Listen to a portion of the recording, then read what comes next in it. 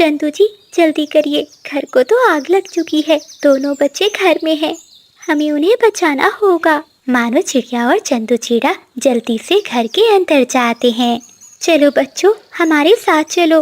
फिर मानो चिड़िया और चंदू चिड़ा मिलकर अपने दोनों बच्चों को घर से बाहर लेकर आते हैं।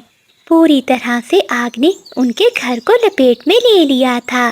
धुआं पूरे जंगल में फैल जाता है। तभी बाकी पक्षी भी वहाँ आ जाते हैं। क्या हुआ चिड़िया बहन, ये तुम्हारे घर को आग कैसे लग गई? पता नहीं तोते भैया, मैं और चंदू तो जंगल से दाना लेने गए थे। वापिस आए तो हमारे घर को आग लगी हुई थी। ये तो शुक्र है ऊपर वाले का कि वक्त रहते हम आ गए और अपने बच्चों को बाहर निकाल लिया। हाँ चिड़िया बहन, आपके बच्चे तो बहुत छोटे हैं, ये तो उड़ भी नहीं सकते थे। अपने घर को जलता हुआ देखकर चंदू चिड़ा बहुत उदास था। मानो सब जल गया, जो जमा किया था भोजन वो भी जल गया। हमारे इतने सालों की मेहनत सब जलकर राख हो गई। चंदू जी आप चिंता नहीं करें, हम फिर से मेहनत करेंगे और अपना घर फिर से बना लेंगे। अगले दिन चंदू चिड़ा और मानो चिड़िया मिलकर अपने रहने के लिए एक तिनकों का घोंसला बना लेते हैं। मानो जब तक हमारा घर नहीं बन जाता हमें इसी तिनकों के घोंसले में ही रहना पड़ेगा।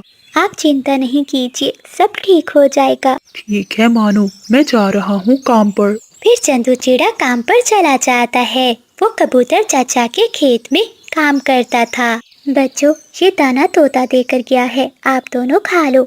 मैं भी जा रही हूँ काम पर, मालकिन कभी इंतजार कर रही होगी। फिर मानो चिड़िया भी बिजली कवि के घर काम करने चली जाती है। क्या हुआ महारानी, इतनी देर से क्यों आई हो?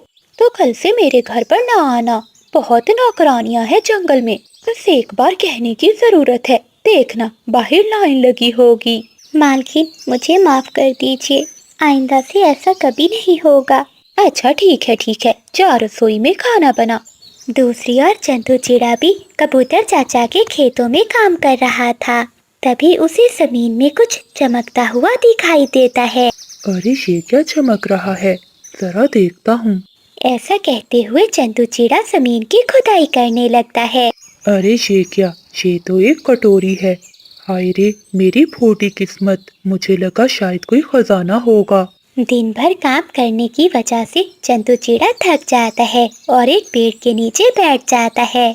मानो ने सुबह जो दाना दिया था वही इस कटोरी में रखकर खा लेता हूँ। फिर चंदू चिड़ा वो दाना कटोरी में डालता है। देखते ही देखते वो कटोरी दानों से भर जाती है। ये क्या देख रहा हूँ मैं, ये तो जादुई कटोरी है। ये देखकर चिड़ा बहुत खुश होता है।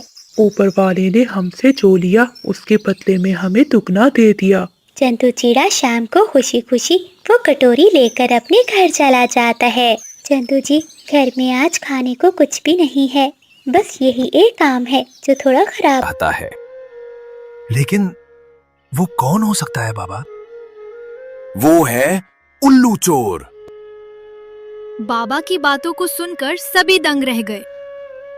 उसी रात सभी चुपके से उल्लू चोर का पीछा करने निकले।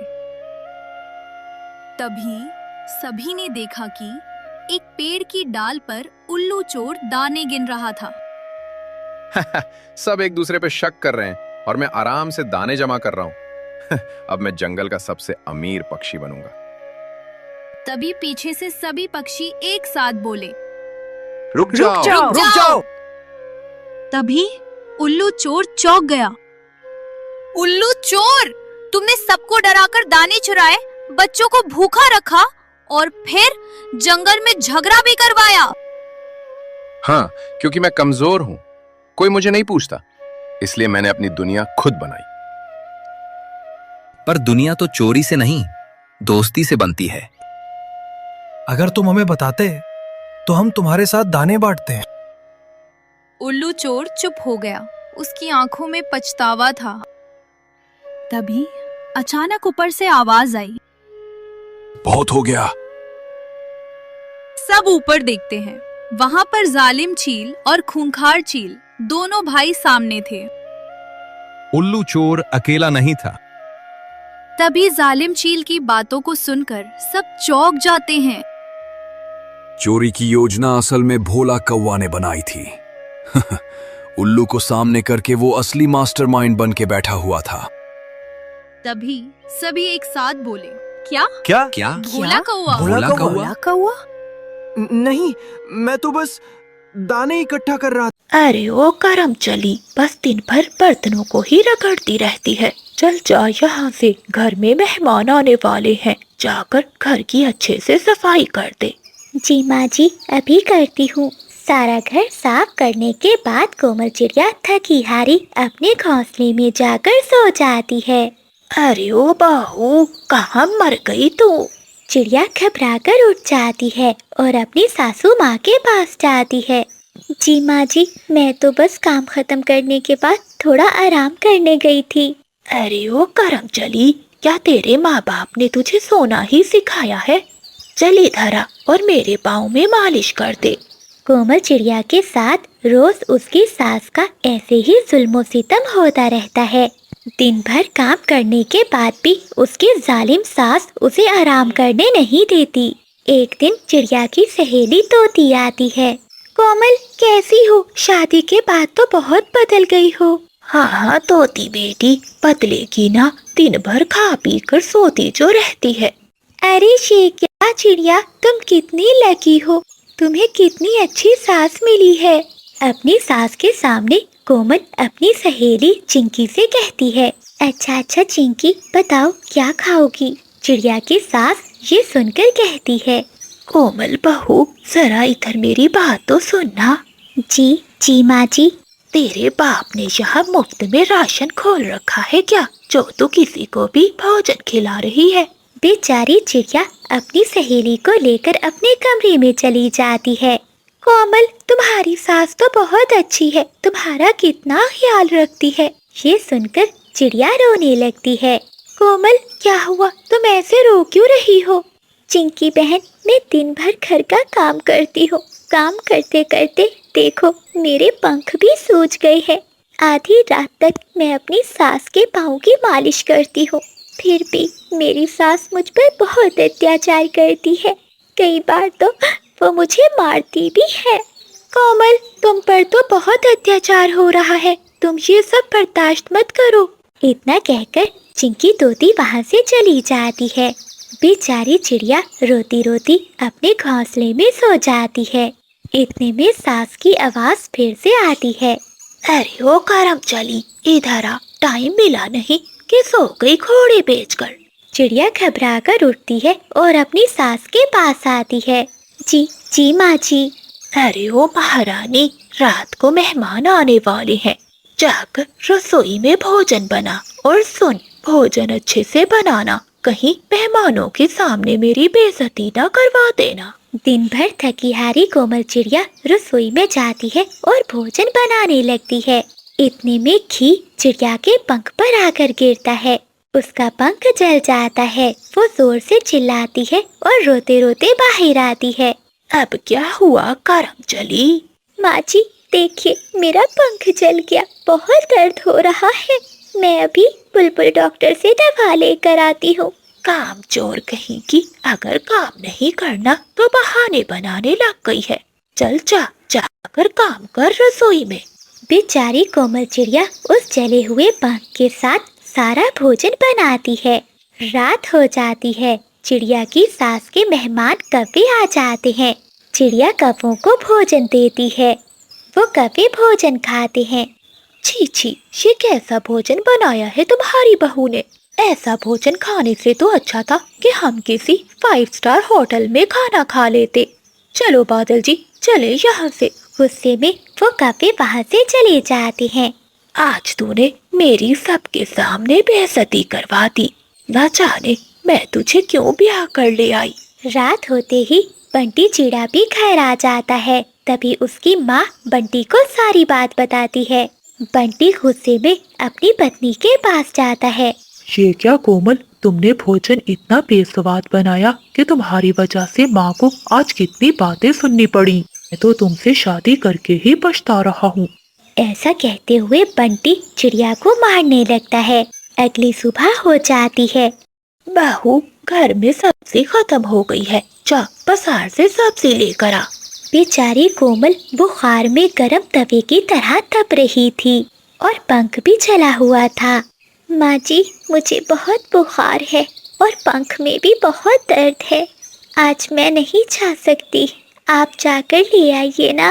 अरे पापा, देखो इसकी हिम्मत तो देखो, मुझे बाजार भेज रही है। जाकर सामान ले आ, अब नाटक मत कर वरना बुलाऊं बंटी को। फिर कोमल चिड़िया जंगल के बाजार में चली जाती है। तभी उसे वहाँ चिंकी तोती मिलती है। अरे कोमल, ये क्या, ये तुम्हारा पंख कैसे जल गया? और तुम्हें तो बहुत बुखार है, तुम्हारी इतनी तबीयत खराब है और तुम फिर भी सब्जियां लेने चली आई। तो मैं क्या करूं तोती बहन, मेरी सास मुझे सांस तक नहीं लेने देती। कोमल, तुम ये सब अपनी माँ से क्यों नहीं कहती? क्या बताऊं चिंकी, मेरी माँ हर समय बीमार रहती है और मैं उन्हें अपने ऊपर होने वाले अत्याचार का कैसे बताऊं? वो ये सब सुनकर मर जाएगी। अच्छा चिंकी, मैं चलती हूँ, माँ जी मेरा इंतजार कर रही होंगी। ऐसा कहते हुए कोमल अपने घर चली जाती है। चिड़िया की बात सुनकर तोती से रहा नहीं जाता और वो उसकी माँ के घर चली जाती है। अरे तोती बेटी, कितने दिनों बाद आई हो, सब ठीक तो है ना? हाँ हाँ आंटी, सब ठीक है।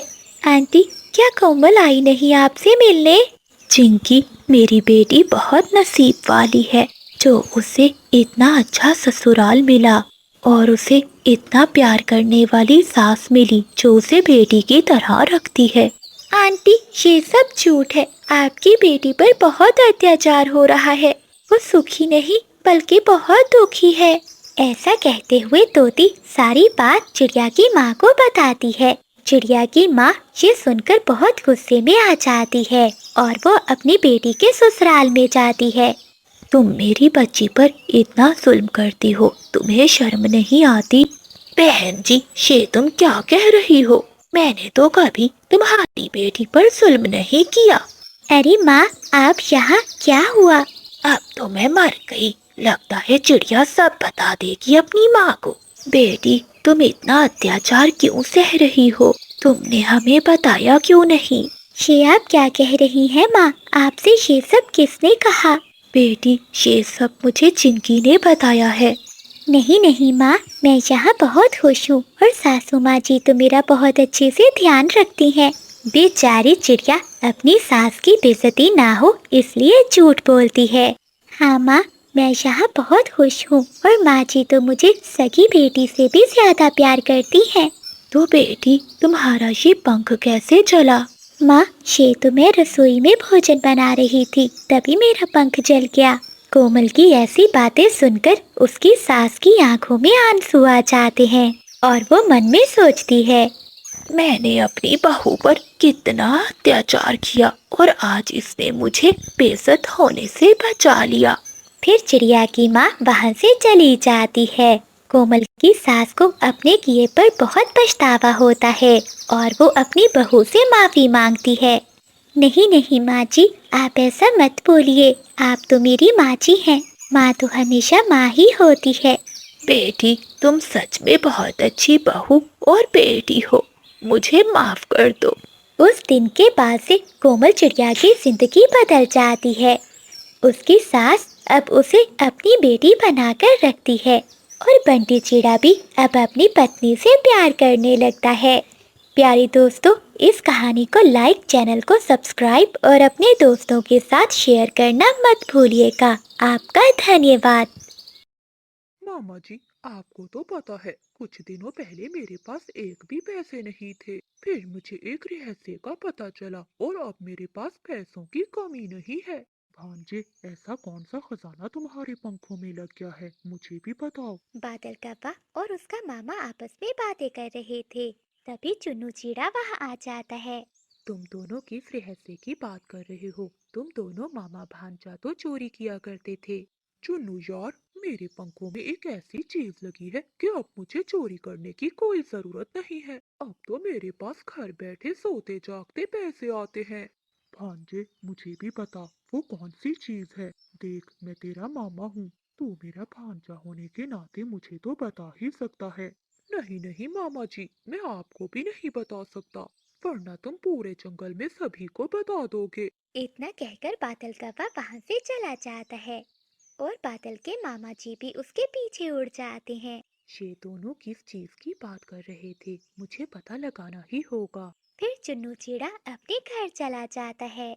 आ गए आप? आज कहीं पर काम मिला क्या? क्या बताऊं भाग्यवान, कोई भी मुझे काम पर नहीं रख रहा।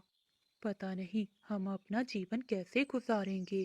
अजी, आप नाराज क्यों होते हैं? अभी हमारे पास कुछ अनाज बाकी है, जिससे कुछ दिन तो हमारे आराम से गुजर जाएंगे। मुन्नू, जो हमारे पास कुछ राशन है वो कुछ ही दिनों तक चल सकता है, उसके बाद हम क्या करेंगे, क्या तुमने कभी सोचा है? पति जी, आप चिंता नहीं कीजिए, ऊपर वाला सब अच्छा करेगा। रात हो जाती है, मुन्नू चिड़िया अपने घोंसले में सो जाती है, जबकि चुन्नू चिड़े को नींद नहीं आ रही थी। मानो चिड़िया उठ जाती है। अजी, क्या हुआ? इतनी रात हो गई और आप अभी तक नहीं सोए? पता है, जब आज मैं जंगल से आ रहा था, मुझे रास्ते में बादल और उसका मामा मिला। आप उन्हीं कपड़ों की बातें कर रहे हैं ना, जिन्होंने चील की गुफा से चोरी की थी? हाँ भाग्यवान, लेकिन बादल कव्वा किसी रहस्य की बात कर रहा था और बादल कह रहा था कि उसे कोई चीज मिल गई है जिससे घर बैठे उसे पैसे आ रहे हैं। अजी, ऐसी कोई चीज नहीं होती, वो शायद आपको उल्लू बना रहे होंगे। अब आप सो जाइए, रात बहुत हो चुकी है। न कहकर मुन्नू चिड़िया सो जाती है। जरूर इस बात के पीछे कोई ना कोई राज है, मुझे पता लगाना ही होगा। अगले दिन चुन्नू चिड़ा जंगल में जा ही रहा होता है कि उसे एक पेड़ के नीचे बादल कव्वा और उसका मामा मिलते हैं। मामा जी, आपको पता है कल रात मैंने उस रहस्य से एक पोटली सोना मांगा और उसने मुझे 2 पोटली सोना दे दिया। क्या कहा भांजे, 2 पोटली सोना? तेरे तो मजे ही मजे हैं। अब मुझे भी बता देना उस रहस्य भरी चीज के बारे में। दोनों कौवों की बातें सुनकर चुन्नू चिड़ा भी वहां आ जाता है। तुम दोनों किस रहस्य की बात कर रहे हो, मुझे भी उसके बारे में बताओ, वरना मैं तुम्हारी शिकायत चील महारानी से करूंगा। भांजे, अगर तुम मुझे नहीं बताना चाहते तो इस चीड़े को ही बता दो। मामा जी, अगर मैंने वो रहस्य इस चीड़े को बता दिए तो ये माला माल हो जाएगा। मैं नहीं चाहता कि चीड़ा मुझसे भी अमीर हो जाए। अगर मुझे उस रहस्य का पता चल गया तो हमारी गरीबी दूर हो जाएगी। मुझे बादल से वो रहस्य पूछना ही होगा। बादल कव्वे की बातें सुनकर चुन्नू चिड़े के दिल में लालच आ जाता है। बादल, तुम तो मेरे दोस्त हो, तुम मुझे उस रहस्य के बारे में बता दो, मैं किसी को नहीं बताऊंगा। ठीक है, अगर तुम इतना कह ही रहे हो तो मैं तुम्हें बता ही देता हूँ। हाँ हाँ भांजे, जल्दी बताओ, मुझे भी उस रहस्य के बारे में जानना है। तो सुनो, पहाड़ों के पीछे जो घना जंगल है, वहाँ एक कुआं है। वो कुआं कोई मामूली नहीं बल्कि जादू